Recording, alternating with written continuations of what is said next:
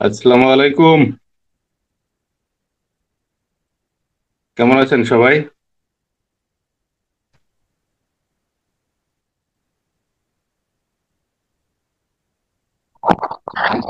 আছি ভালো। আচ্ছা আচ্ছা।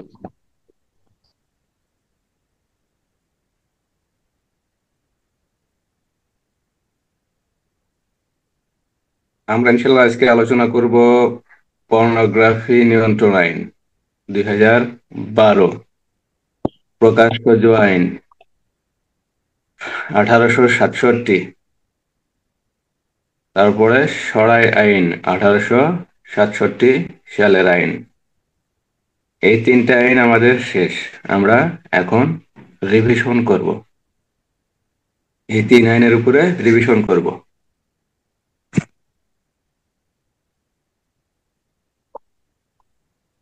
1 মিনিট।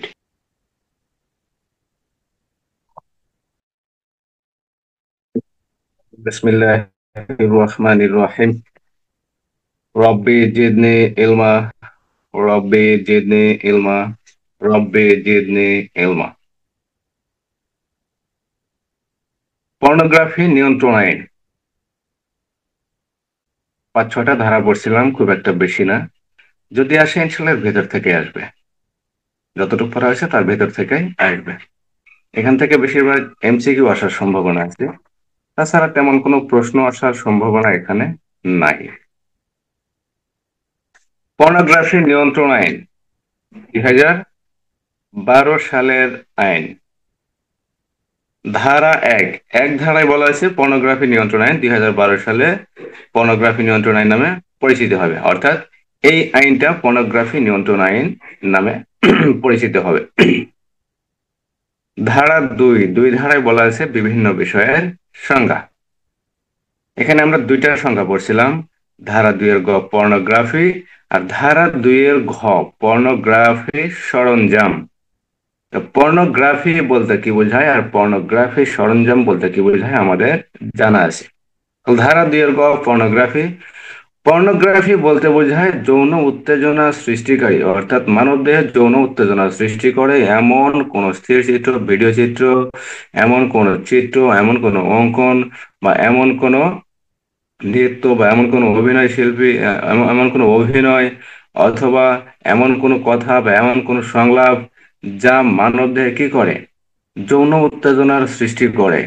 এবং এই সকল যৌন উত্তেজনা সৃষ্টিকারী অভিনয়, চিত্র, মূর্তি, আপনার ভিডিও চিত্র, যার কোনো কি নাই, শিক্ষাগত কোনো মূল্য নাই, বা যার মৌলিক কোনো কি নাই, জ্ঞান নাই, বা যার শৈল্পিক কোনো জ্ঞান নাই, তাকেই কি বলে, পর্নোগ্রাফি বলে। ধারা দুইয়ের গ, ধারা দুইয়ের গ, যে জিনিসগুলো মানুষ দেখলে বা যে জিনিস মানুষ শুনলে যৌন উত্তেজনার সৃষ্টি হয়, কিন্তু এই সকল জিনিসের মাধ্যমে মানুষ কোনোদিন শিক্ষা নিতে পারে না, বা শৈল্পিক যার কোনো জ্ঞান নাই বা কোনো মূল্য নাই, এই সকল জিনিসকে পর্নোগ্রাফি বলা হয়। ধারা দুইয়ের গ। ধারা দুইয়ের ঘ, এই পর্নোগ্রাফির যে জিনিসগুলো আছে এই জিনিসগুলো প্রস্তুত করতে, উৎপাদন করতে, তৈরি করতে, ক্রয় করতে, বিক্রয় করতে, সরবরাহ করতে যে সকল জিনিস ব্যবহার করা হয় তাই হলো পর্নোগ্রাফি সরঞ্জাম। পর্নোগ্রাফি তৈরি করার ক্ষেত্রে যদি নৃত্য হয়, বা যদি কোনো স্থির চিত্র হয়, ভিডিও চিত্র হয়, তাহলে ক্যামেরার প্রয়োজন আছে। আর ক্যামেরার মাধ্যমে যখন এগুলো উৎপাদন করা হয়, তৈরি করা হয়, প্রস্তুত করা হয়, এগুলো আবার সংরক্ষণ করার জন্য বিভিন্ন ডিভাইসের প্রয়োজন আছে, কম্পিউটারের দরকার আছে, কম্পিউটারের বিভিন্ন যন্ত্রাংশ দরকার আছে। সেই সাথে এগুলো রক্ষণাবেক্ষণের জন্য বা এক স্থান হতে অন্য স্থানে স্থানান্তর করার জন্য, অথবা এগুলো ইন্টারনেটের মাধ্যমেও রেখে দেওয়া যায়, বা কোনো নির্দিষ্ট কোনো সাইটে, ইন্টারনেটে নির্দিষ্ট কোনো সাইটে এগুলো সংরক্ষণ করে রাখা যায়, এগুলো বাজারজাত করা যায়, এগুলো ক্রয় করা যায়, বিক্রয় করা যায়, সেখানে প্রদর্শন করা যায় বা রাখা যায়, বা একজনের কাছ থেকে অন্যজনের কাছে হস্তান্তর করা যায়, বা বিভিন্ন ইলেকট্রিক ডিভাইস আছে, বিভিন্ন ডিজিটাল ডিভাইস আছে, এগুলোর মাধ্যমে কি করা যায়, সংরক্ষণ করা যায়। তাহলে এই যে জিনিসগুলো আছে এদেরকে কি বলা হয়, পর্নোগ্রাফি সরঞ্জাম বলা হয়। কারণ কম্পিউটারের মাধ্যমে এগুলো সংরক্ষণ করা যায়, আর ক্যামেরার মাধ্যমে বা মোবাইলের মাধ্যমে এগুলো কি করা যায়, উৎপাদন করা যায়, তৈরি করা যায়, প্রস্তুত করা যায়। এগুলো দেখার জন্য বা এগুলো শোনার জন্য বা এগুলো প্রদর্শনের জন্য কি করা যায়, এগুলা তৈরি করা যায়। আর এগুলো সিডি, ভিসিডি, ডিভিডি, ক্যাসেট এগুলোর মাধ্যমে কি করা যায়, হাটে বাজার অনেক সময় দেখা যায় এগুলো প্রদর্শন করে বিভিন্ন সিডির দোকানে, ভিসিআর এর দোকানে, ডিভিডির দোকানে এগুলো কি করা হয়, প্রদর্শন করা হয়। এই যে প্রদর্শন করা হয় যে সকল যন্ত্রের মাধ্যমে, এগুলো প্রত্যেকটা জিনিসই আপনার পর্নোগ্রাফি সরঞ্জাম নামে অভিহিত হবে, ধারা 2 এর ঘ। তাহলে পর্নোগ্রাফি নিয়ন্ত্রণ আইন 2012 এক ধারায় বলা আছে পরিস্থিতি এবং কার্যকারিতা, আর 2 ধারায় বলা আছে বিভিন্ন বিষয়ের সংজ্ঞা। 2 এর গতে বলা আছে পর্নোগ্রাফি। পর্নোগ্রাফি জিনিসটা কি? পর্নোগ্রাফি জিনিসটা হলো যৌন উত্তেজনা সৃষ্টিকারী কোনো অশ্লীল ছবি, নৃত্য, অভিনয়, প্রকাশনা, কোনো প্রকাশনা অথবা কোনো ভিজুয়াল চিত্র, কোনো গ্রাফিক্স, কোনো মূর্তি, কোনো ফেস্টুন, কোনো কার্টুন, এই জাতীয় জিনিস যা মানব দেহে যৌন উত্তেজনা, কোনো শৈল্পিক জ্ঞান নাই, কোনো শিক্ষা। ধারা 2 এর গ আর ধারা 2 এর ঘ এই সকল জিনিস রক্ষণাবেক্ষণের জন্য, সংরক্ষণের জন্য, বাজারজাতকরণের জন্য বা ধারণ করার জন্য বা প্রদর্শন করার জন্য যে সকল জিনিস ব্যবহার করা হয়, যেমন ক্যামেরা, কম্পিউটার, কম্পিউটার যন্ত্রাংশ, বিভিন্ন electric device, CD, VCD, DVD, তারপর বিভিন্ন মনিটরের মাধ্যমে কি করা হয়, প্রদর্শন করা হয়। তারপর মোবাইল, ইন্টারনেটের বিভিন্ন সাইডে সংরক্ষণ করা হয়। এছাড়া বিভিন্ন ইলেকট্রিক ডিভাইস অথবা ডিজিটাল ডিভাইসের মাধ্যমেও এই পর্নোগ্রাফি জিনিসগুলো কি করা হয়, সংরক্ষণ করা যায়, বা এগুলো বাজারজাত করা যায়, বা এগুলো রক্ষণাবেক্ষণ করা যায়, এগুলো ক্রয় করা যায়, বিক্রয় করা যায়। এগুলো যাবতীয় কিছু করার জন্য যে সরঞ্জামগুলো ব্যবহার করা হয় তাকেই আপনার পর্নোগ্রাফি সরঞ্জাম বলা হয়, ধারা 2 এর ঘ। ধারা 4, বলা হয়েছে পর্নোগ্রাফির সংরক্ষণ, বাজারজাতকরণ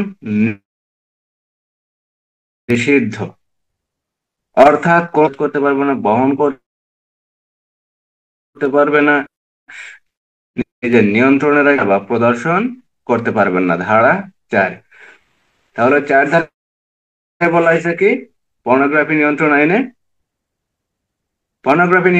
4 ধারায় বলা হয়েছে আপনি, আমি, যে কোনো ব্যক্তি এই পর্নোগ্রাফি সংক্রান্ত যে বিষয়গুলো আছে, স্থির চিত্র হোক, ভিডিও চিত্র হোক, যাই কিছু হোক না কেন, এগুলা সংরক্ষণ করা যাবে না, বাজারজাত করা যাবে না, ক্রয় বিক্রয় করা যাবে না, সরবরাহ করা যাবে না, প্রদর্শন করা যাবে না, ধারা 4। ধারা 4। ধারা 5 বলা হয়েছে তদন্ত। তদন্ত কে করতে পারবেন? একজন সাব ইন্সপেক্টর করতে পারবেন। যেহেতু পর্নোগ্রাফি নিয়ন্ত্রণ আইনে নিজস্ব তদন্ত ব্যবস্থা নাই, সেহেতু ফৌজদারি তো ধারা 5 একে বলা হয়েছে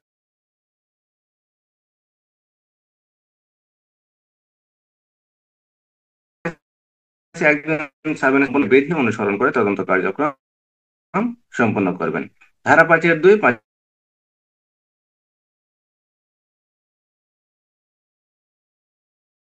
5-2 বলা হয়েছে অথবা ক্ষেত্রমত ঊর্ধ্বতন কোন অনুমোদন ক্রমে আরো 15 কার্য দিবসের মধ্যে এই তদন্ত কার্যক্রম সম্পন্ন করতে হবে। ধারা 5-2 বলা হয়েছে তাহলে মোট 45 দিনের ভিতরে তদন্ত কার্যক্রম সম্পন্ন করতে হবে। প্রথমে যদি 30 কার্য দিবসের মধ্যে আপনি তদন্ত সমাপ্ত করতে না পারেন, একটা অপরাধ যখন হয়, তদন্ত কার্যক্রম যখন শুরু হয়, তখন সেটা শেষ করতে হয়। যদি 30 কার্য দিবসের মধ্যে শেষ না হয় বা শেষ যদি করা না যায়, তাহলে পুলিশ সুপারের নির্দিষ্ট একটা ক্ষমতা আছে, সে তদন্ত কার্যক্রম আরো 15 দিন পর্যন্ত সময় বৃদ্ধি করতে পারে। মোট 45 কার্য দিবসের মধ্যে আপনি তদন্ত কার্যক্রম সমাপ্ত করতে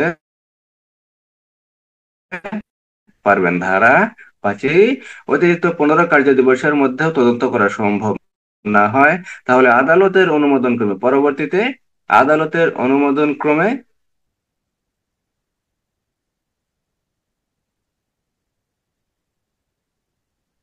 30 কার্য দিবসের মধ্যে তদন্ত কার্যক্রম সমাপ্ত করতে হবে।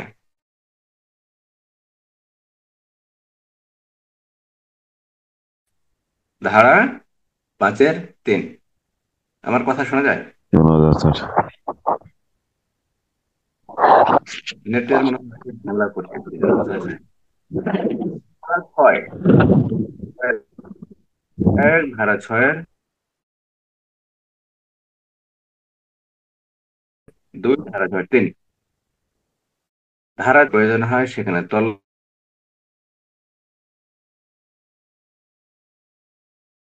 করে কোনো ব্যক্তিকে যদি সন্দেহ হয় তাকে তল্লাশি করে তাকে আটক এবং গ্রেপ্তার করতে সাক্ষ্য হিসেবে ব্যবহার করা যাবে। এছাড়া মামলা তদন্তকারী কর্মকর্তা যিনি থাকবেন তিনি তদন্তের স্বার্থে বিভিন্ন জায়গা থেকে যে সকল সাক্ষ্য প্রমাণ সংগ্রহ করতে পারবেন সেগুলোও আদালতে সাক্ষ্য হিসেবে ব্যবহার করা যাবে। ধারা 6-1 মামলা সাক্ষ্য হিসেবে ব্যবহার। পুলিশ সাব ইন্সপেক্টরের নিম্ন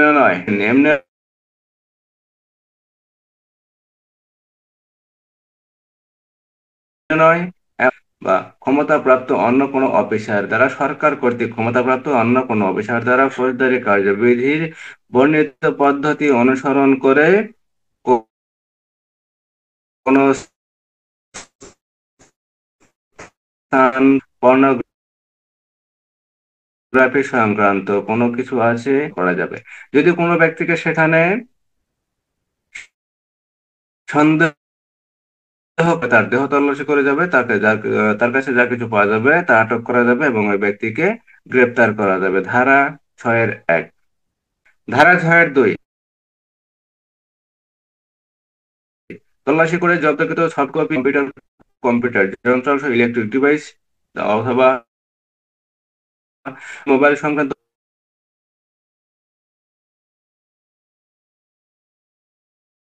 অন্যান্য কোনো জিনিস যদি কোনো ডিভাইস যদি পাওয়া যায় বা কোনো তথ্য বা কোনো মেমোরি কার্ড ইত্যাদি আদালতের সাক্ষ্য হিসেবে ব্যবহার করা যাবে। ধারা 6-2। তাহলে ধারা 6 একে বলা হয়েছে তল্লাশি করা যাবে, তল্লাশি করে যা কিছু পাওয়া যাবে তা জব্দ করা যাবে। আর ধারা 6-2 বলা হয়েছে যা কিছু পাওয়া যাবে প্রত্যেকটা জিনিসই, অর্থাৎ যা কিছু জব্দ করা হবে আপনি জব্দ করবেন তল্লাশি করে, প্রত্যেকটা জিনিসই আদালতের সাক্ষ্য হিসেবে ব্যবহার করা যাবে। ধারা 6-2। ধারা 6-3। ধারা 6-3 বলা হয়েছে এই আইনের অধীনে সংগঠিত কোনো অপরাধ তদন্তকালে মামলা তদন্তকারী কর্মকর্তা Bangladesh telecommunication Bangladesh telecommunication regulatory commission অর্থাৎ বিটিআরসি বা অন্য কোনো সরকারি কর্তৃপক্ষ বা অন্য কোনো আধা সরকারি কর্তৃপক্ষ বা অন্য কোনো সরকার কর্তৃক স্বীকৃতিপ্রাপ্ত বেসরকারি কর্তৃপক্ষের নিকট যদি কোনো তথ্য থাকে বা যদি কোনো তথ্য পাওয়া যায় তাহলে মামলা তদন্তকারী কর্মকর্তা সেখানে কি করতে পারবেন, তাদের কাছে যে কোনো প্রকার তথ্য চাইতে পারবেন এবং তদন্তের স্বার্থে তিনি যদি কোনো তথ্য বা কোনো যদি বিষয় যদি পান তাহলে সেই তথ্য বা ওই বস্তুগুলা আদালতে কি করতে পারবেন, সাক্ষ্য হিসেবে ব্যবহার করতে পারবেন। ধারা 6-3। তাহলে এখানে দুইটা বিষয় আদালতে সাক্ষ্য হিসেবে ব্যবহার করা যাবে। এক, কোন স্থানে যদি সন্দেহযুক্ত ভাবে তল্লাশি করা হয় সেই স্থানে তল্লাশি করে যা কিছু পাওয়া যাবে ওই সন্দেহযুক্ত প্রত্যেকটা বিষয় বা জব্দকৃত প্রত্যেকটা বিষয় আদালতের সাক্ষ্য হিসেবে ব্যবহার করা যাবে।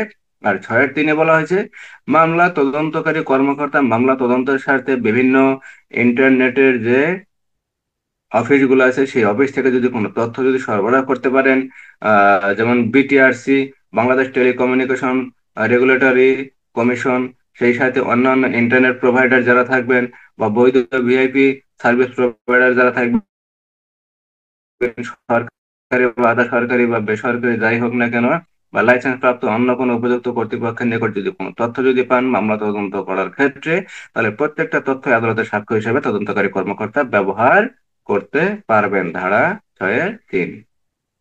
ধারা 8 দণ্ড। ধারা 8। তাহলে ধারা 1 পর্নোগ্রাফি নিয়ন্ত্রণ আইনের ধারা 1-এ বলা হয়েছে এই আইন পর্নোগ্রাফি নিয়ন্ত্রণ আইন 2012 নামে অভিহিত হবে এবং অবিলম্বে কার্যকর হবে। ধারা 2 বলা হয়েছে বিভিন্ন বিষয়ের সংজ্ঞা। 2-এর গতে বলা হয়েছে পর্নোগ্রাফি কি, পর্নোগ্রাফি বলতে কি বোঝায়।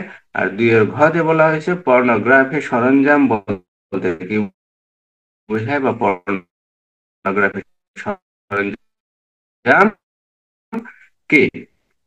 ধারা করা যাবে না, উৎপাদন করা যাবে না অথবা প্রদর্শন করা যাবে না। ধারা 4 যদি কোনো ব্যক্তির পাশে বলা হয়েছে তদন্ত একজন সাব ইন্সপেক্টর বা এসআই র্যাঙ্কের পদবীর অফিসার কি করতে পারবেন, এই পর্নোগ্রাফি নিয়ন্ত্রণ আইনে তদন্ত করতে পারবেন, তার নিম্নের কোনো পুলিশ অফিসার তদন্ত কার্যক্রম সম্পন্ন করতে পারবেন না। অথবা সরকার কর্তৃক করতে পারেন। ধারা 6 বলা হয়েছে জব্দ করা যাবে। জব্দ করার ক্ষেত্রে যদি কোনো স্থান তল্লাশি করা হয়, তল্লাশি করে যা কিছু পাওয়া যাবে তা জব্দ করা যাবে। এই জব্দকৃত মালামাল আদালতে সাক্ষ্য হিসেবে ব্যবহার করা যাবে, অথবা মামলা তদন্তকারী কর্মকর্তা তদন্ত ফলে যা কিছু তিনি পাবেন বা যা কিছু তিনি উদ্ঘাটন করতে পারবেন বা যে কোনো তথ্য তিনি পাবেন তদন্ত করার স্বার্থে। ধারা 8 ধারা 8 বলা হয়েছে দণ্ড, অর্থাৎ এই আইনে দণ্ড কিভাবে দেওয়া হবে বা দণ্ড কিভাবে হবে সে বিষয়ে বর্ণনা করা হয়েছে 8 ধারায়। খুবই গুরুত্বপূর্ণ 8 ধারা। যদি কোনো ব্যক্তি পর্নোগ্রাফি উৎপাদন করেন বা পর্নোগ্রাফি উৎপাদন করার জন্য চুক্তিপত্র করেন, বা কোনো নারী, পুরুষ বা কোনো শিশুকে কোনো প্রলোভন দেখিয়ে, কোনো ভয়ভীতি দেখিয়ে, যদি কোনো আহ, যদি কোনো নারী বা পুরুষ বা কোনো শিশুকে ভয়ভীতি দেখিয়ে বা প্রলোভন দেখিয়ে তার জ্ঞাতসারে অথবা অজ্ঞাতসারে যদি কোনো ছবি নেন, যদি কোনো স্থির চিত্র নেন, যদি কোনো ভিডিও চিত্র নেন বা চলচ্চিত্র ধারণ করেন, তাহলে তিনি অপরাধী হবেন ধারা 8 অর্থাৎ 8 ধারায় বলা হয়েছে আপনি আমি যে কোনো ব্যক্তি যদি কোনো নারী, পুরুষ বা কোনো শিশুকে যদি পণ্য উৎপাদনের জন্য যদি জোর জবরদস্তি করি, অথবা প্রলোভন দেখিয়ে যদি, অথবা ওই নারী, পুরুষ বা শিশু জানেই না, তার অজ্ঞাত সারে, অর্থাৎ সে জানেই না, সে বুঝতে পারবে না, এমন অবস্থায় যদি কোনো স্থির চিত্র নেই, ভিডিও চিত্র নেই,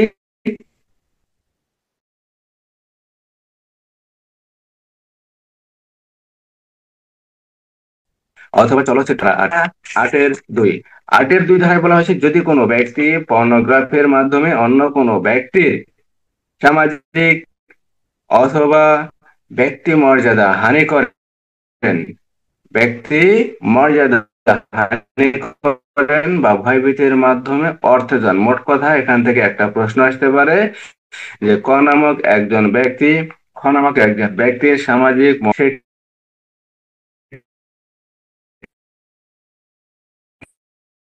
কি করে? পর্নোগ্রাফির মাধ্যমে তার কাছ থেকে অর্থ আদায় করার জন্য বিভিন্ন ধরনের চাপ প্রয়োগ করে, এখানে অর্থাৎ কি ধারা 8-2। তাহলে পর্নোগ্রাফি নিয়ন্ত্রণ আইনের 8-2 ধারা মোতাবেক যদি কোনো ব্যক্তি বা ক নামক একজন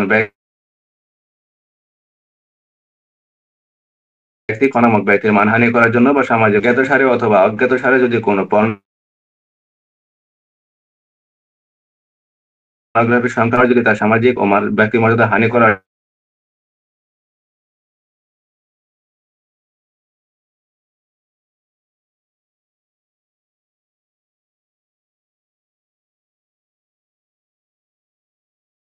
জন্য বা ভয়ভীতি প্রদর্শনের মাধ্যমে অর্থ পর্নোগ্রাফি কোনো ব্যক্তির আপনি ধারণ করছেন, তার জ্ঞাতসারে হোক অথবা তার অজ্ঞাতসারে হোক। এখন ধারণ করার পর আপনি কি করতেছেন? তার সামাজিক মর্যাদা হানি করার জন্য, বা তাকে ভয়ভীতি প্রদর্শনের জন্য, বা ভয়ভীতি প্রদর্শনের মাধ্যমে তার নিকট থেকে অর্থ আদায় করার জন্য, অথবা তাকে মানসিক নির্যাতন করার জন্য আপনি কি করতেছেন?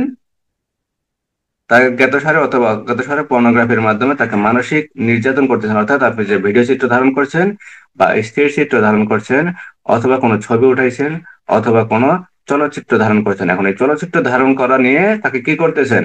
আপনি মানসিক ভাবে নির্যাতন করতেছেন, অথবা বলতেছেন যে তুমি যদি আমাকে টাকা পয়সা যদি না দাও, এই সংক্রান্ত যদি ভয় দেখান যে তুমি যদি আমাকে টাকা পয়সা না দাও, অর্থ সম্পদ যদি না দাও, তাহলে তোমার এই পর্নোগ্রাফি আমি কি করব? বাজারে ছেড়ে দেবো, আমি আমার জায়গায় ছেড়ে দেবো, আমি নেটে ছেড়ে দেবো, আমি ফেসবুকে ছেড়ে দেবো, আমি ইউটিউবে ছেড়ে দেবো। তাহলে তোমার কি হবে? সামাজিক মর্যাদা হানি হবে, তুমি মানুষজনের ভিতরে বের হতে পারবে না, তারপরে তুমি কি করবা? তোমার যে কোনো সমস্যা হয়ে যেতে পারে। এই জাতীয় যদি কোনো কিছু করেন তাহলে অপরাধ ধারা 8-2। অর্থাৎ কোনো ব্যক্তির পর্নোগ্রাফি ধারণ করার পর যদি তাকে ভয়ভীতি দেখানো হয় অর্থ আত্মসাৎ করার জন্য, অথবা তাকে যদি মানসিক নির্যাতন করা হয়, তাহলে অপরাধ ধারা 8-2। ধারা 8-3, যদি কোনো ব্যক্তি ইন্টারনেটের বা ওয়েবসাইট বা মোবাইল ফোন বা অন্য কোনো ইলেকট্রনিক ডিভাইসের মাধ্যমে পর্নোগ্রাফি সরবরাহ করেন, তাহলে তার অপরাধ ধারা 8-3। অর্থাৎ ইন্টারনেটে আপনার এই পর্নোগ্রাফি, এই স্থির চিত্র, ভিডিও চিত্র বা এই চলচ্চিত্রগুলো কোথায় পাওয়া যায়? এখন মানুষ হাতের নাগালেই এগুলা পায়। বিভিন্ন ওয়েবসাইট আছে, বিভিন্ন ওয়েবসাইটের ভিতরে এগুলা পর্নোগ্রাফি সংক্রান্ত ভিডিও চিত্র, স্থির চিত্র অথবা চলচ্চিত্র এগুলা পাওয়া যায়। এখন ইলেকট্রনিক ডিভাইস বা ইন্টারনেট বা ওয়েবসাইট বা মোবাইল অথবা ফোন অথবা অন্য কোনো ইলেকট্রনিক ডিভাইসের মাধ্যমে পর্নোগ্রাফি যদি সরবরাহ করেন, তাহলে তিনি অপরাধী হবেন ধারা ৮-এর ৩। এখন দেখা গেল আপনি মোবাইলের মাধ্যমে কি করতেছেন, শেয়ার করতেছেন আপনার কাছ থেকে আপনার বন্ধুর কাছে, শেয়ারের মাধ্যমে কি করতে পারেন? আমরা যেমন শেয়ারের মাধ্যমে ভিডিও, বিভিন্ন সিনেমা যদি পছন্দ হয়, ভালো লাগে যে সিনেমাটা ভালো আছে, তুমি সিনেমাটা দেখতে পারো, আমরা শেয়ারের মাধ্যমে কি করি? এক মোবাইল থেকে বা এক ইলেকট্রনিক ডিভাইস থেকে বা এক কম্পিউটার থেকে অন্য কম্পিউটার পেন ড্রাইভের মাধ্যমেও সরবরাহ করে থাকি। অথবা মোবাইল যদি হয় তাহলে মোবাইলের মাধ্যমে আমরা কি সরবরাহ করে থাকি। এছাড়া ওয়েবসাইটে, বিভিন্ন ওয়েবসাইটে পাওয়া যায়, বিভিন্ন ইন্টারনেটে বিভিন্ন জায়গায় পাওয়া যায়। এখন এইগুলা যদি সরবরাহ করা হয়, অর্থাৎ সরবরাহ একজনের কাছ থেকে অন্য জায়গায় যদি সরবরাহ করা হয়, তাহলে সেই সরবরাহ সংক্রান্ত অপরাধ ধারা ৮-এর ৩। তাহলে ধারা ৮-এর ১-এ বলা হয়েছে পর্নোগ্রাফি যদি কোনো ব্যক্তি উৎপাদন করেন, কোন নারী, কোন পুরুষ বা কোন শিশুর জ্ঞাতসারে অথবা অজ্ঞাতসারে অথবা ভয়ভীতি প্রদর্শন করে অথবা লোভ দেখিয়ে অথবা অন্য কোনোভাবে যদি তিনি পর্নোগ্রাফি উৎপাদন করেন, তাহলে শাস্তি ধারা ৮-এর ১, ধারা ৮-এর ২। পর্নোগ্রাফি আপনি উৎপাদন করছেন ভালো কথা, কিন্তু সেই পর্নোগ্রাফি দিয়ে যদি কোনো ব্যক্তির সামাজিক মর্যাদা যদি আপনি হানি করেন বা ক্ষুণ্ণ করেন, অথবা কোনো ব্যক্তিকে ভয়ভীতির মাধ্যমে যদি আপনি অর্থ আত্মসাৎ করতে চান, অথবা কোনো ব্যক্তির কাছ থেকে যদি কোনো সুবিধা আদায় করতে চান, বা অন্য কোনো ব্যক্তির যদি জ্ঞাতসারে অথবা অজ্ঞাতসারে কোনো ব্যক্তির মাধ্যমে পর্নোগ্রাফি তৈরি করে যদি আপনি তাকে মানসিকভাবে নির্যাতন করেন, তাহলে আপনার অপরাধ ধারা ৮-এর ২। ধারা ৮-এর ৩-এ বলা হচ্ছে আপনি যদি পর্নোগ্রাফি সরবরাহ করেন, সেটা মোবাইলের মাধ্যমে হোক বা ডিজিটাল কোন ডিভাইসের মাধ্যমে হোক, যেভাবে আপনি সরবরাহ করবেন সেখানে আপনার অপরাধ ধারা ৮-এর ৩। ধারা ৮-এর ৪, ধারা ৮-এর ৪-এ বলা হচ্ছে যদি কোনো ব্যক্তি পর্নোগ্রাফি প্রদর্শনের মাধ্যমে গণ উপদ্রব সৃষ্টি করেন, তাহলে অপরাধ ধারা ৮-এর ৪। অর্থাৎ পর্নোগ্রাফি আপনি এমন একটা জায়গায় পড়ে আপনার অপরাধ হবে ধারা ৮-এর ৪। ধারা ৮-এর ৫ খুবই গুরুত্বপূর্ণ। ধারা ৮-এর ৫-এ বলা হয়েছে যদি কোনো ব্যক্তি পর্নোগ্রাফি বিক্রয় করে, ভাড়া করে, বিতরণ করে, সংরক্ষণ করে, উৎপাদন করে, প্রকাশ্যে প্রদর্শন করে অথবা যে কোনো প্রকার প্রচারের জন্য প্রচার করেন বা উদ্দেশ্য সাধন করেন, পরিবহন করেন বা সংরক্ষণ করেন, অথবা পর্নোগ্রাফি প্রাপ্তি স্থান যেখানে পর্নোগ্রাফি পাওয়া যায়, আমরা যেমন অনেক সময় দেখি যে এখানে ছবি উঠানো হয়, এখানে এই জিনিসটা পাওয়া যায়, এখানে গাওয়া ঘি পাওয়া যায়, এখানে ভালো মিষ্টি পাওয়া যায়, ঠিক আছে? আপনি এখানে ভালো স্টুডেন্ট পড়ানো হয়, এখানে ভালো কোচিং সেন্টার আছে, আপনি এখানে ভালো ছাত্র দিতে পারেন, এখানে ভালোভাবে পড়ানো হয়, এখানে কোচিং সেন্টার আছে, এখানে ভালো দুধ পাওয়া যায়, এখানে ভালো গাভীর দুধ পাওয়া যায়, ঠিক আছে? এই যে ব্যানার গুলো আছে, এই যে প্রদর্শনী গুলো আছে, যেখানে পাওয়া যায় ঘটনা চালান যে এখানে পর্নোগ্রাফি সংক্রান্ত বিভিন্ন ভিডিও পাওয়া যায়, বিভিন্ন স্থিরচিত্র পাওয়া যায়, বিভিন্ন চলচ্চিত্র পাওয়া যায়, তাহলে আপনার অপরাধ হবে ধারা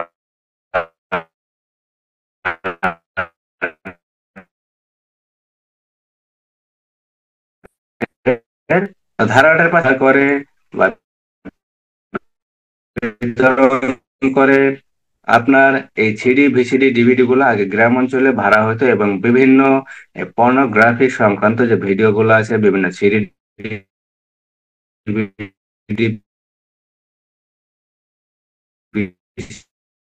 ডিভিডি আছে, এগুলো বের করা অথবা বিতরণ করা অথবা সরবরাহ করা অথবা বিতরণ করার জন্য বা সরবরাহ করার জন্য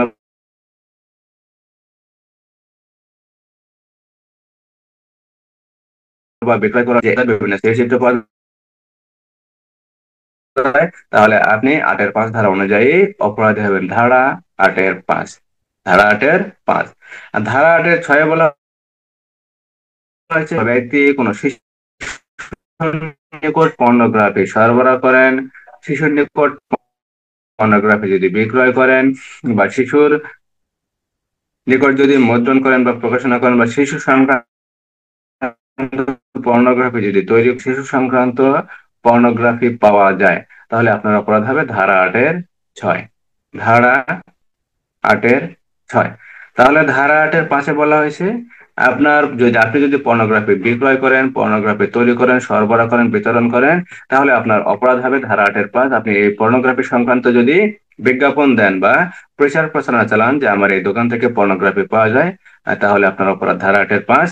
আর ধারা 8-এর 6 বলা হয়েছে আপনি যদি শিশু সংক্রান্ত যে অপরাধগুলা, অর্থাৎ আপনি যদি কোনো শিশুর নিকট পর্নোগ্রাফি সরবরাহ করেন, প্রদর্শন করেন বা বিক্রয় করেন, ভাড়া দেন, অথবা শিশু সংক্রান্ত পর্নোগ্রাফি যদি আপনি নিজের কাছে সংরক্ষণ রেখে যদি বলেন যে এখানে শিশু সংক্রান্ত বিভিন্ন ধরনের পর্নোগ্রাফি পাওয়া যায়, তাহলে আপনার অপরাধ ধারা 8-এর 6। ধারা 8-এর 6। ধারা 8-এর 7। ধারা 8-এর সাথে বলা হয়েছে এই আইনে সংগঠিত কোনো অপরাধের সহিত প্রত্যক্ষ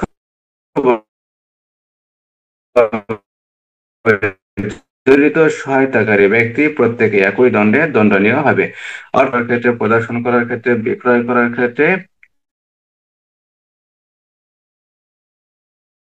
অর্থাৎ পর্নোগ্রাফি সংক্রান্ত ভাই বেশ্তা চাচা বা অন্য কোনো যদি ব্যক্তি যদি আপনাকে সাহায্য করে, তাহলে সেই সাহায্যকারী ব্যক্তি একই দণ্ডে দণ্ডনীয় হবে। ধারা 8-এর 7। ধারা 8-এর 7। ধারা 13। ধারা 13-তে বলা হয়েছে মিথ্যা মামলা বা মিথ্যা অভিযোগ দায়ের করণ। মিথ্যা মামলা অথবা মিথ্যা অভিযোগ দায়ের করেন। যদি কোনো ব্যক্তি অপর কোনো ব্যক্তিকে হয়রানি করার জন্য বা ক্ষতি সাধনের জন্য বা ক্ষতি সাধনের অভিপ্রায়ে বা হয়রানি করার অভিপ্রায়ে মিথ্যা বা হয়রানিমূলক মামলা বা অভিযোগ দায়ের করেন, তাহলে তিনি অপরাধী হবেন ধারা 13-র 1। ধারা 13-র 1। ধারা 13-2 বলা হয়েছে কোন মামলায় আদালত বা ট্রাইব্যুনাল শুনানি বা বিচারকালে যদি অভিযুক্ত ব্যক্তিকে খালাস প্রদান করেন, অর্থাৎ মামলার যখন শুনানি শেষ হয় বা মামলার বিচার কার্যক্রম যখন শেষ হয়, শেষ হওয়ার শেষে যখন অভিযুক্ত ব্যক্তিকে, অর্থাৎ যাকে অপরাধী করা হয়েছে সেই অপরাধী ব্যক্তিকে যদি খালাস প্রদান করা হয় এবং আদালত যদি এই মর্মে প্রতীয়মান হয় যে বা বিশ্বাস করার মতো কারণ থাকে যে যে ব্যক্তি অভিযোগ দায়ের করছেন সে ব্যক্তি আসলে মিথ্যা মামলা বা ভিত্তিহীন বা হয়রানিমূলক অভিযোগ দায়ের করছেন, তাহলে তিনি অবশ্যই অপরাধী হবেন। ধারা 13-2। তাহলে ধারা 1 থেকে ধারা 13-2 পর্নোগ্রাফি নিয়ন্ত্রণ সংক্রান্ত আইন। এখানে বুঝতে কোনো সমস্যা আছে বা কোনো প্রশ্ন আছে কোনো বিষয়?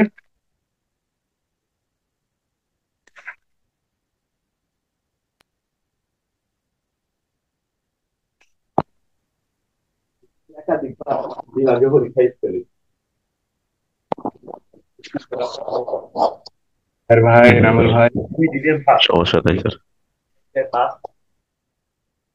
তাহলে প্রকাশ্য জুয়া আইন 1867 সালের আইন, সরাই আইনটাও 1867 সালেরই আইন। এখন ইনশাল্লাহ আমরা আলোচনা করব প্রকাশ্য জুয়া আইন। আসলে প্রকাশ্য জুয়া আইনটা বলতে কি বোঝায়, প্রকাশ্য জুয়া আইনটা কি, আর প্রকাশ্য জুয়া আইনের কার্যকারিতা কি। ধারা 1। ধারা 1-এ বলা হয়েছে এই আইন প্রকাশ্য জুয়া আইন 1867 নামে অভিহিত হবে এবং ঢাকা মেট্রোপলিটন এলাকা ব্যতীত সমগ্র বাংলাদেশের জন্য প্রযোজ্য হবে। তাহলে যদি কখনো এমসিকিউ হয় যে নিম্নের কোন আইন ঢাকা মেট্রোপলিটন এলাকার জন্য প্রযোজ্য হবে না, প্রকাশ্য জুয়া আইন, সরাই আইন, পর্নোগ্রাফি আইন, নারী ও শিশু নির্যাতন আইন, তাহলে প্রকাশ্য জুয়া আইন যদি কখনো এমসিকিউ হয়, এমসিকিউ আসতে পারে, অসম্ভব কিছুই না।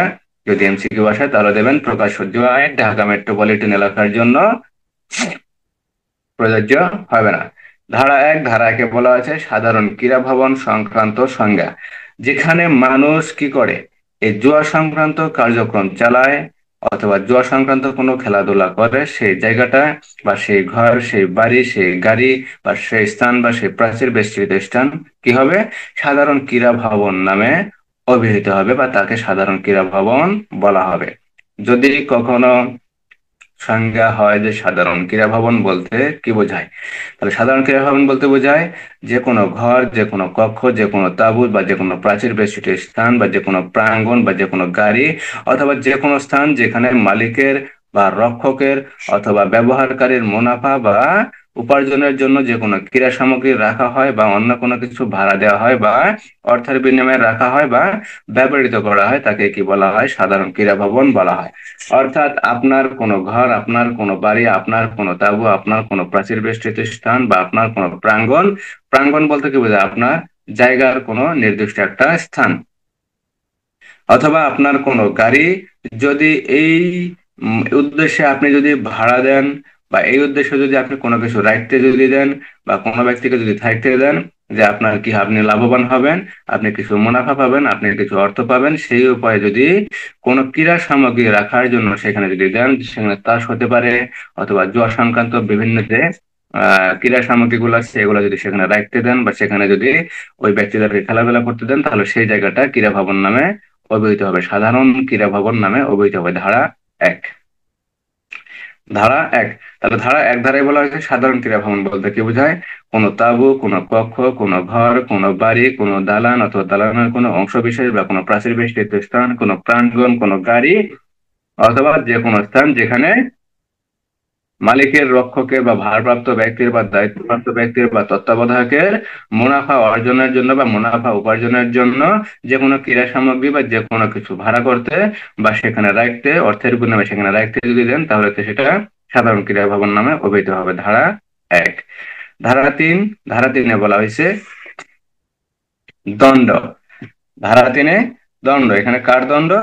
যে কোনো ঘর, কক্ষ, তাঁবু বা প্রাচীর বেষ্টিত স্থান, প্রাঙ্গণ বা গাড়ি অথবা যে কোনো স্থানের মালিক, রক্ষণাবেক্ষণকারী ব্যক্তি বা তত্ত্বাবধায়ক বা ব্যবহারকারী জ্ঞাতসারে বা স্বেচ্ছায় যদি কোনো ব্যক্তিকে জুয়ার স্থান হিসেবে ব্যবহার করার জন্য যদি দেন, বা ব্যবহারের কাজে যদি সাহায্য করেন, অথবা উক্ত স্থানে যদি কোনো ব্যক্তি জুয়া খেলার উদ্দেশ্যে অর্থ প্রদান করে বা নিয়োজিত হয়, তাহলে তাকে গ্রেপ্তার করে ম্যাজিস্ট্রেটের নিকট সোপর্দ করা যাবে। ধারা 3।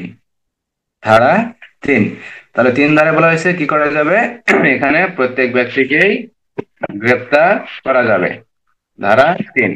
যে ব্যক্তি এই জুয়া খেলার জন্য কোনো জায়গা, কোনো ঘর, কোনো স্থান, কোনো প্রাচীর বেষ্টিত কোনো স্থান অথবা কোনো গাড়ি অথবা তার অন্য কোনো কিছু দ্বারা যদি কি করেন, এই জুয়া খেলার ক্ষেত্রে যদি সাহায্য করেন, অথবা এই জুয়া সংক্রান্ত কোনো বিষয়ে যদি তিনি সাহায্য করেন, আর সেই সাহায্যের ফলে যদি সেখানে জুয়া খেলা হয় বা এই জাতীয় কোনো কিছু যদি করা হয়, তাহলে এখানে কি করা হবে? এখানে যারা থাকবেন তাদেরকে গ্রেপ্তার করা যাবে। যে কোনো ঘর, তাঁবু, কক্ষ, প্রাঙ্গণ, প্রাচীর বেষ্টিত স্থান, মালিক, রক্ষণাবেক্ষণকারী ব্যক্তি বা তত্ত্বাবধায়ক ব্যক্তি উক্ত স্থানকে সাধারণ জুয়ার স্থান হিসেবে ব্যবহার করতে দিলে, কি হিসেবে?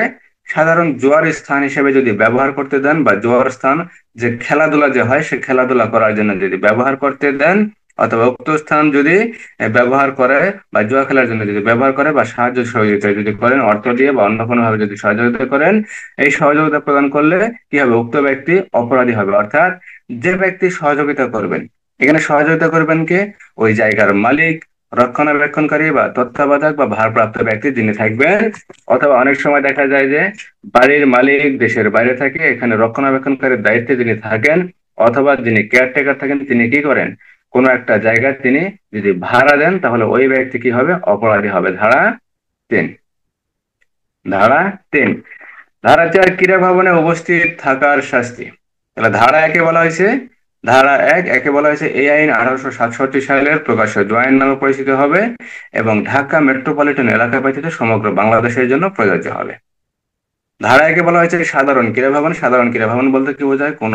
কোনো তাঁবু, কোনো কক্ষ, কোনো ঘর, কোনো প্রাচীর বেষ্টিত কোনো স্থান, কোনো প্রাঙ্গণ, কোনো গাড়ি বা এরূপ কোনো স্থান যেখানে ওই রক্ষক অথবা মালিক অথবা ভারপ্রাপ্ত ব্যক্তি অথবা রক্ষণাবেক্ষণকারী ব্যক্তি যদি জুয়ার আসর হিসেবে পরিচালনা করার জন্য বা কোনো খেলাধুলা করার জন্য যদি ভাড়া দেন, বা যদি অর্থ উপার্জনের মাধ্যমে বা অর্থ বা মুনাফা উপার্জনের মাধ্যমে যদি তিনি কি করেন, কোনো জুয়ার কোনো সামগ্রী রাখার জন্য যদি দেন, তাহলে সেটা সাধারণ ক্রীড়া ভবন নামে অভিহিত হবে। ধারা 1। আর ধারা ধারা 3-এ বলা হয়েছে দণ্ড। এখানে কার দণ্ড? এখানে রক্ষণাবেক্ষণকারী ব্যক্তি বা মালিক অথবা তত্ত্বাবধায়ক যে ব্যক্তি থাকবেন তার দণ্ড। তিনি যদি তার জায়গা যদি ভাড়া দেন, অথবা কোনোভাবে যদি ওই জুয়ার আসর বসানোর জন্য যদি সহায়তা করেন বা অর্থের যদি যোগান দেন, তাহলে ওই ব্যক্তি অপরাধ হবে। ধারা 3। ধারা 4 সাধারণ ক্রীড়া ভবনে উপস্থিত থাকার দণ্ড। সাধারণ ক্রীড়া ভবন হিসেবে ব্যবহার হয়ে থাকে এমন কোনো কক্ষ, তাঁবু, ঘর, প্রাচীর বেষ্টিত স্থান বা কোনো প্রাঙ্গণ বা কোনো গাড়ি যেখানে তাস, পাশা বা অন্য কোনো সরঞ্জাম সহ যদি কোনো ব্যক্তিকে পাওয়া যায়, ক্রীড়ারত অবস্থায় পাওয়া গেলে বা উপস্থিত যে কোনো ব্যক্তিকে যদি পাওয়া যায়, তাহলে প্রত্যেকে অপরাধী হিসেবে গণ্য হবেন এবং ম্যাজিস্ট্রেট তাদের প্রত্যেককে দণ্ড প্রদান করতে পারবেন। ধারা 4। আমরা সাধারণত জানি যেখানে তাস খেলা হয় বা যেখানে জুয়া খেলা হয়, যদি 3 জন 4 জন 5 জন ব্যক্তি মিলে জুয়া খেলে, সেখানে কম করে হলেও আপনার 10 জন 15 জন 20 জন ব্যক্তি উপস্থিত থাকে। এখন যারা খেলাধুলা করে আর যারা উপস্থিত থাকে তারা প্রত্যেকে অপরাধী হিসেবে গণ্য হবে এবং ম্যাজিস্ট্রেট তাদের প্রত্যেকেই কি করতে পারবেন, গ্রেপ্তার করতে পারবেন বা তাদের প্রত্যেককেই ওই জুয়া খেলার স্থানে বা ক্রীড়া ভবনে উপস্থিত থাকার জন্য শাস্তি প্রদান করতে পারবেন। ধারা 4। তো ধারা 3-এ যে ব্যক্তি স্থান ভাড়া দেবে বা জুয়া খেলার জন্য জায়গা দেবে বা সাহায্য সহযোগিতা করবে বা অর্থের যোগান দেবে, সেই ব্যক্তি অপরাধী হবে। আর ধারা 4-এ যারা খেলাধুলা করবে, যারা সেখানে উপস্থিত থাকবে, তারা প্রত্যেক ব্যক্তি কি হবে, অপরাধী হবে। ধারা 4। ধারা 5, ক্রীড়া ভবনে প্রবেশ করা ও পুলিশ কর্তৃক তল্লাশি চালানোর ক্ষমতা। তাহলে ক্রীড়া ভবন যেখানে থাকবে, ক্রীড়া ভবনটা বলতে কি বোঝাইছে এর আগে, কোনো কক্ষ হতে পারে, কোনো ঘর হতে পারে, কোনো তাঁবু হতে পারে, কোনো প্রাঙ্গণ হতে পারে, কোনো প্রাচীর বেষ্টিত স্থান হতে পারে বা কোনো যানবাহনও হতে পারে। এই সকল জায়গায় যদি পুলিশ অফিসার যদি মনে করেন বা পুলিশ সুপার বা ম্যাজিস্ট্রেট ম্যাজিস্ট্রেট বা পুলিশ সুপার যদি মনে করেন কোনো ঘর, কক্ষ, তাঁবু, প্রাচীর বেষ্টিত কোনো স্থান অথবা কোনো প্রাঙ্গণ বা কোনো গাড়ি সাধারণ ক্রীড়া ভবন হিসেবে ব্যবহৃত হয়, তবে তিনি নিজে অথবা তার অধস্তন কোনো পুলিশ অফিসারকে দায়িত্ব দিলে তিনি উক্ত স্থানে প্রয়োজনীয় সংখ্যক পুলিশ নিয়ে এখানে দিনে বা রাতে যে কোনো সময় তিনি সেখানে প্রবেশ করতে পারবেন এবং ক্রীড়ারত ব্যক্তিদের গ্রেপ্তার করতে পারবেন। এবং জুয়া খেলার যে সামগ্রীগুলো পাওয়া যাবে বা যে তার অথবা আর কি কি আছে, জুয়া খেলার সামগ্রী কি কি জিনিসগুলো, তাস, পাশা বা অন্য কোনো সামগ্রী যদি পাওয়া যায়, সেখানে কি করতে পারেন, প্রত্যেকটা জিনিসই আটক করতে পারবেন। ধারা 5। এছাড়াও জুয়া খেলার সামগ্রীতে কোনো জিনিস যদি লুকায় আছে বলে যদি সন্দেহ করা হয়, তাহলে ক্রীড়া ভবনের যে কোনো অংশে বা যে কোনো স্থানে আটককৃত ব্যক্তিদের দেহ তল্লাশি করতে পারবেন এবং জুয়া খেলার সামগ্রী বা যা কিছু পাওয়া যাবে তা আটক করতে পারবেন। ধারা 5। তাহলে ধারা 5-এ বলা হয়েছে জুয়া সংক্রান্ত যে কোনো জিনিস যদি পাওয়া যায়, সেখানে কি করা যাবে, তল্লাশি করা যাবে বা সেখানে পুলিশ সুপার বা ম্যাজিস্ট্রেট কি করতে পারবেন, যদি মনে করেন যে কোনো স্থানে জুয়া খেলা হয় বা কোনো ঘর বা কোনো কক্ষ বা কোনো তাঁবু, কোনো প্রাচীর বেষ্টিত স্থান বা কোনো প্রাঙ্গণ বা কোনো যানবাহনে কি করা হয়, জুয়া খেলা হয়, এরূপ যদি তাদের কাছে মনে হয় বা তারা যদি এরূপ কোনো তথ্য পান, তাহলে তারা নিজেরা সেখানে তল্লাশি করতে পারেন অথবা পুলিশের অন্য কোনো অফিসার দ্বারা বা অধস্তন কোনো অফিসার দ্বারা সেখানে তল্লাশি করাতে পারেন। আর যে অফিসার সেখানে তল্লাশি করতে যাবেন, তিনি নিজে সহ অন্যান্য পুলিশ সংখ্যক নিয়ে বা অধিক সংখ্যক পুলিশ নিয়ে তিনি কি করতে পারবেন, তিনি ওই স্থানে গমন করে সেখানে তিনি অবাধে প্রবেশ করতে পারবেন এবং দিনে অথবা রাতে যে কোনো সময় প্রবেশ করে সেখানে যা কিছু পাওয়া যাবে তার কিছু তিনি প্রত্যেকটা জিনিসই তিনি আটক করতে পারবেন। তাস অথবা পাশা অথবা জুয়া খেলার অন্য কোনো সরঞ্জাম যদি পাওয়া যায় তা তিনি আটক করতে পারবেন। এছাড়া যদি মনে হয় যে কোনো ব্যক্তির শরীরে কোনো সরঞ্জাম লুকায়িত থাকতে পারে, তাহলে ওই সকল ব্যক্তিদের দেহ তল্লাশি করে অথবা কোনো স্থানে যদি মনে হয় যে কোনো স্থানে কোনো সরঞ্জাম আছে, তাহলে সে স্থান বা সেই অংশ তিনি কি করতে পারবেন, তল্লাশি করতে পারবেন এবং তল্লাশি করে যা কিছু পাওয়া যাবে তার কিছু তিনি প্রত্যেকটা জিনিসই জব্দ করতে পারবেন। ধারা 5। ধারা 11, মিথ্যা নাম ও ঠিকানা প্রদানের দণ্ড। যদি কোনো ব্যক্তিকে গ্রেপ্তার করার পর তার নাম ঠিকানা যদি জানানোর জন্য বলা হয়, সে যদি নাম ঠিকানা জানাতে অস্বীকৃতি করে অথবা সে যদি মিথ্যা বা ভুল নাম ঠিকানা যদি প্রদান করেন, তাহলে ওই ব্যক্তি অপরাধী হিসেবে গণ্য হবেন। ধারা 11। এখন 11 দ্বারাই বলা হয়েছে এখানে বিভিন্ন ধরনের লোক থাকে, ভালো লোক অনেক সময় থাকে, খেলাধুলা দেখে, এটুকুই আর কি। বা যদি খারাপ লোকও যদি হয়, যদি কাউকে গ্রেপ্তার করা হয়, গ্রেপ্তার করার পর যদি ম্যাজিস্ট্রেট অথবা পুলিশ অফিসার যদি গ্রেপ্তার ওই অপরাধী ব্যক্তির যদি নাম ঠিকানা যদি জানতে যদি চায়, সেক্ষেত্রে ওই অপরাধী ব্যক্তি যদি নাম ঠিকানা জানাতে যদি অস্বীকার করে অথবা ভুল তথ্য যদি দেয় বা ভুল নাম ঠিকানা যদি দেয়, তাহলে তিনি অপরাধী হবেন। ধারা 11। প্রথমে একটা অপরাধ হবে তার, ধারা কত, জোয়ার আসরে উপস্থিত থাকার অপরাধ হবে ধারা 4-এ। সেই সাথে যদি মিথ্যা নাম ঠিকানা দেয়, সেক্ষেত্রে আরেকটা অপরাধ হবে ধারা 11-তে। তাহলে কোনো ব্যক্তি যদি কখনো প্রশ্ন হয় যে ক নামক একজন ব্যক্তি জুয়ার আসরে উপস্থিত থেকে মিথ্যা নাম ঠিকানা প্রদর্শন করে বা মিথ্যা নাম ঠিকানা জানায়, এখানে ক এর অপরাধ কি, তাহলে প্রকাশ্য জুয়া আইন 1867 সালের জুয়া আইন হিসেবে 4 ধারা অনুযায়ী যদি কোনো ব্যক্তি যদি কোনো ব্যক্তি জোয়ার আসরে উপস্থিত থাকে তাহলে তিনি অপরাধী হবেন ধারা 4, এবং তাকে ম্যাজিস্ট্রেট যে কোনো প্রকার দণ্ড প্রদান করতে পারবেন। সেই সাথে তাকে যদি গ্রেপ্তার করা হয়, গ্রেপ্তার করার পর তাকে যদি নাম ঠিকানা জিজ্ঞাসা করা হয়, সে যদি ভুল তথ্য দেয় বা ভুল নাম ঠিকানা দেয় বা সেই নাম ঠিকানা জানাতে যদি অস্বীকার করে, তাহলে প্রকাশ্য জুয়া আইনের 11 ধারা অনুযায়ী তিনি মিথ্যা নাম ঠিকানা জানানোর জন্য অবশ্যই অপরাধী হবেন ধারা 11। তাহলে প্রকাশ্য জুয়া আইনের 4 ধারা এবং প্রকাশ্য জুয়া আইনের 11 ধারা অনুযায়ী তিনি অপরাধী হবেন। তাহলে ধারা 1 থেকে ধারা 11, 5টা ধারা। এখানে বুঝতে কোনো সমস্যা আছে বা কোনো কিছু বোঝার আছে মনে হয়?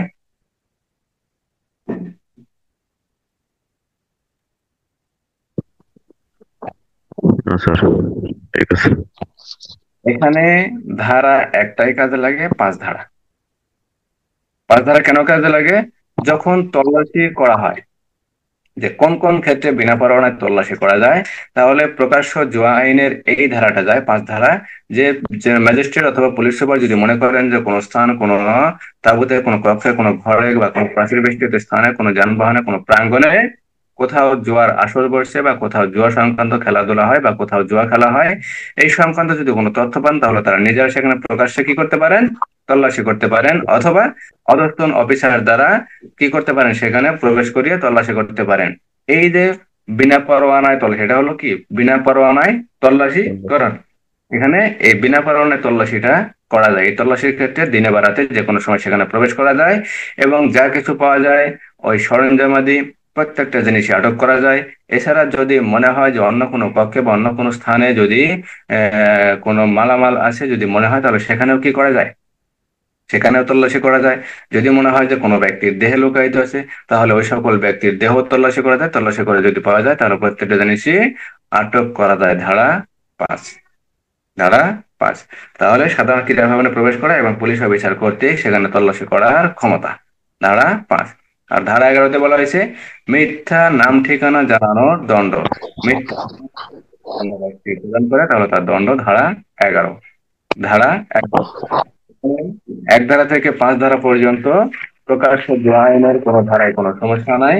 আমরা এখন যাব সরাই আইন। গতকালকে আলোচনা করা হয়েছে সরাই আইন, 1867 সালের 11 নং আইন। এখানে আসার মতো কিছুই নাই। এখানে আসার মতো কিছুই নাই। তবে যদি আসে যে সরাই আইন যদি কোনো ব্যক্তি লঙ্ঘন করে, সরাই আইন লঙ্ঘনের শাস্তি কত? 14 ধারায়। সরাই আইন লঙ্ঘনের শাস্তি 14 ধারায়। শাস্তিটা কিরূপ হবে? সর্বোচ্চ 20 টাকা পর্যন্ত অর্থদণ্ড হবে। আর যদি পুনঃ পুনঃ অর্থাৎ বারবার যদি অপরাধ করে, তাহলে দৈনিক 1 টাকা করে অপরাধ দৈনিক দৈনিক 1 টাকা করে অপরাধের জন্য দণ্ড প্রদান করা যাবে। যদি 20 টাকা প্রদান করা হয় তাহলে তার এটা সর্বোচ্চ, অর্থাৎ 1 বছর, 2 বছর, 5 বছরের জন্য, যে কোনো সময়ের জন্য হোক, 20 টাকা অর্থদণ্ড। আর যদি দৈনিক 1 টাকা করে দেওয়া হয়, তাহলে মনে করেন আজ থেকে যদি 1 টাকা করে দেওয়া হয়, তাহলে দৈনিক 1 টাকা করে তাকে কি করতে হবে? এই দণ্ড দিয়ে দিতে হবে। অর্থাৎ এখানে সরাইয়ের যে সরাই রক্ষক থাকবেন বা সরাইয়ের যে মালিক থাকবেন বা তত্ত্বাবধায়ক যে ব্যক্তি থাকবেন, সে ব্যক্তির কি হবে? সে ব্যক্তির বড় ধরনের ক্ষতি হবে। এটা হলো 1867 সালের আইন। যদিও এই আইন অনুযায়ী এখন বর্তমানে 1 টাকার কোনো মূল্যই নাই, কোনো ভ্যালুই নাই।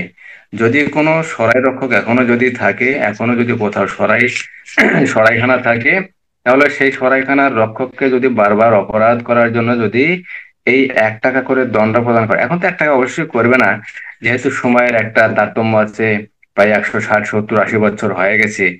এখন যদি জরিমানা করতে যায় তাহলে নির্দিষ্ট পরিমাণে একটা বড় অ্যামাউন্ট হবে। নির্দিষ্ট অবশ্যই একটা বড় অ্যামাউন্ট হবে। ওই 1867 সালের আইন ঠিক আছে, কিন্তু দণ্ডের ক্ষেত্রে হয়তো হেরফের হতে পারে, জরিমানার ক্ষেত্রে কম বেশি হতে পারে। 1 টাকা তো এখন মূল্যহীন। 1 টাকা তো ফকিরেও নিতে চায় না। ফকিরকে দিতে গেলেও এখন 5 টাকা, 10 টাকা সর্বনিম্ন দেওয়া লাগে। তাহলে সেখানে জরিমানা 1 টাকা হয় কি? তাহলে এখানে সরাই আইনের 2 ধারা। সরাই আইন 1867 সালের 12 নং আইন। সরাই আইনের 2 ধারা বলা হয়েছে সরাই। সরাই বলতে কি বোঝায়? সরাই বলতে বোঝায় কোনো বাড়ি, কোনো ঘর, কোনো কক্ষ বা কোনো তাঁবু বা কোনো দালান বা কোনো দালানের কোনো অংশ বিশেষ যা আহ, দালানের কোনো অংশ বিশেষ যা প্রতীক বা যাত্রীদের আশ্রয়ের জন্য বা ব্যবহার করার জন্য কি করা হয়? ভাড়া দেওয়া হয় বা আশ্রয়ের উদ্দেশ্যে ব্যবহার করা হয়, তাকে কি বলা হয়? সরাই বলা হয়। তাকেই সরাই বলা হয়। আর সরাই রক্ষক বলতে কি বোঝায়? ধারা 2, সরাইখানার যিনি মালিক অথবা সরাইখানা রক্ষণাবেক্ষণ করেন বা দায়িত্বপ্রাপ্ত ব্যক্তি তাকেই সরাই রক্ষক বলা হয়, বা তত্ত্বাবধায়ক যে ব্যক্তি থাকেন তাকে সরাই রক্ষক বলা হয়।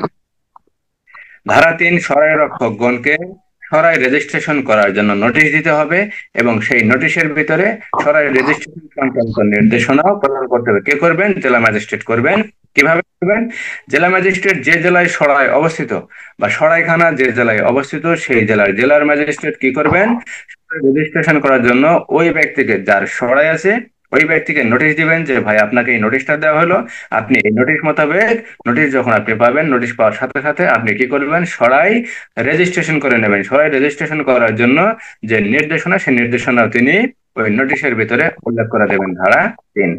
ধারা 4-এ বলা হয়েছে সরাইখানা রেজিস্টার করার জন্য একটা রেজিস্টার রাখতে হবে। রেজিস্টারটা জেলা ম্যাজিস্ট্রেটের অফিসাররা সংরক্ষণ করতে হবে। জেলা ম্যাজিস্ট্রেট সংরক্ষণ করবেন? তার অধস্তন কোন অফিসার বা কোনো কর্মকর্তা বা অধস্তন কোনো কর্মচারী দ্বারা তিনি এই সরাই রেজিস্টার সংরক্ষণ বা রক্ষণাবেক্ষণ করবেন।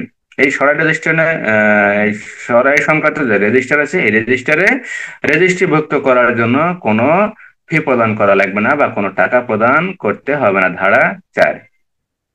ধারা 5, যে পর্যন্ত এই সরাই আপনি রেজিস্ট্রেশন করবেন না, অর্থাৎ যে পর্যন্ত আপনি অনুমতি নেবেন না, রেজিস্ট্রেশন করা অর্থাৎ অনুমতি নেওয়া কার নিকট থেকে? জেলা ম্যাজিস্ট্রেটের নিকট থেকে, অর্থাৎ সরকারের নিকট থেকে। এটা কি এক প্রকার অনুমতি নেওয়া, যে আমার একটা সরাই আছে, এই সরাইখানা আমার একটা ঘর আছে বা তাঁবু আছে বা বাড়ি আছে বা দালান আছে, এটা আমি সরাই হিসেবে ব্যবহার করব বা যাত্রী বা পথিকের আশ্রয়ের জন্য ব্যবহার করব। আমি ভাড়া দেব, যে ভাড়ার মাধ্যমে আমি লাভবান হব।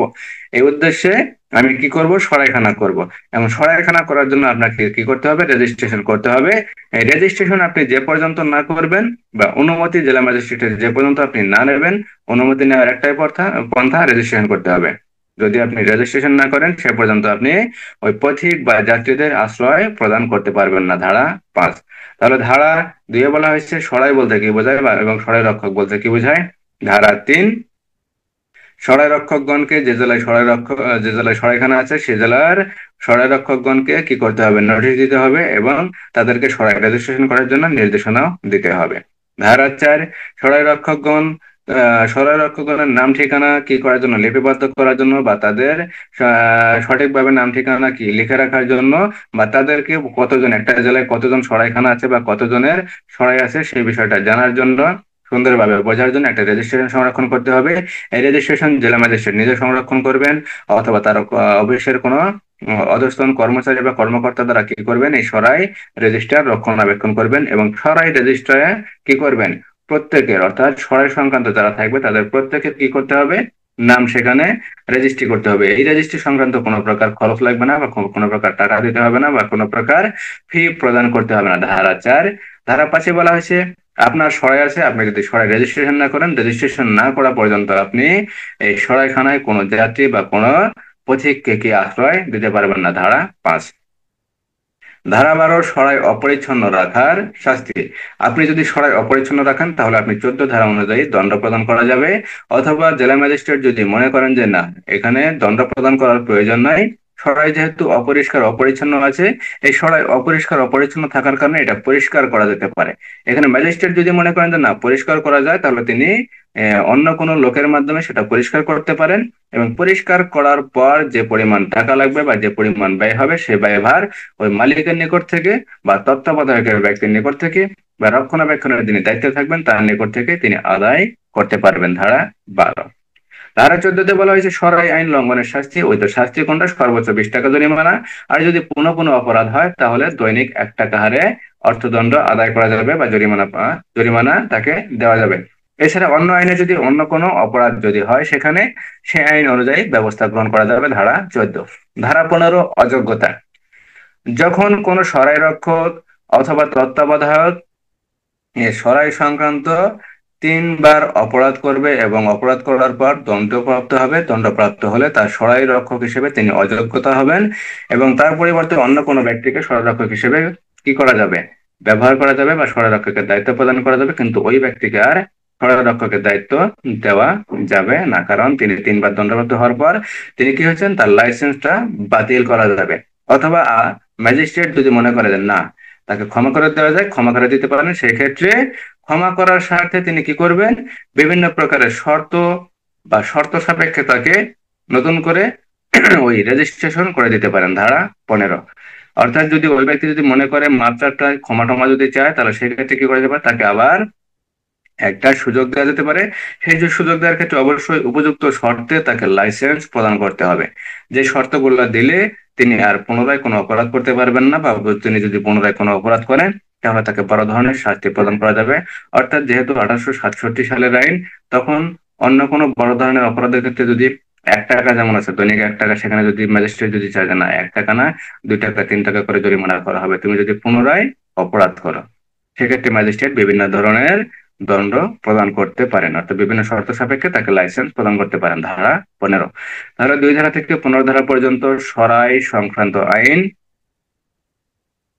বোঝার কোথাও কিছু আছে বা কোনো প্রশ্ন আছে বা কোনো জানার কিছু আছে বা কোথাও বোঝেন নাই?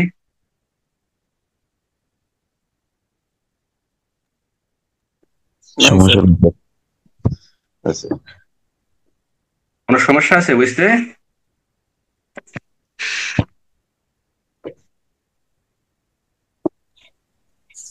না স্যার, সমস্যা নেই কোনো।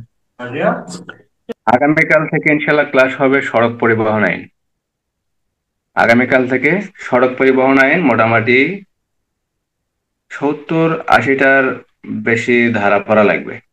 119টা না 20টা কয়টা যেন আইন আছে। আগামীকাল থেকে ইনশাল্লাহ তাহলে সড়ক পরিবহন আইন ইনশাল্লাহ আলোচনা করার চেষ্টা করব।